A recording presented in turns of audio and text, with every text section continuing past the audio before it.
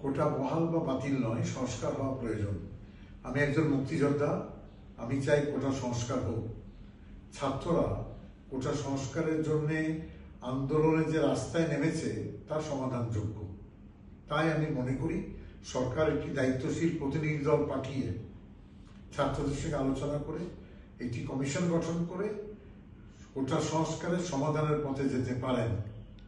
রাজাকাররা সবসময় ঘৃণিত, কারণ যাই হোক না কেন, ছাত্ররা আমি রাজাকার এমন স্লোগান ব্যবহার না করে অন্যভাবে প্রতিবাদ করতে পারত।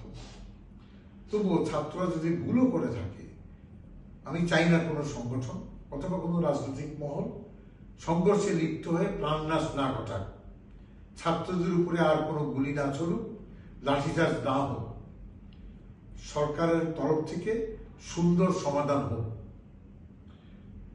আমি মনে করি যে আন্দোলন চলছে, একটি নির্দিষ্ট মহল এই আন্দোলনকে নির্দিষ্ট স্বার্থ উদ্ধার করার জন্য ব্যবহার করতে পারেন। তাই আমি ছাত্রদের আহ্বান জানাবো, সচেতন থাকবেন, সতর্ক থাকবেন, কোনো অবস্থাতেই যেন আপনারা কারো দ্বারা ব্যবহৃত না হন।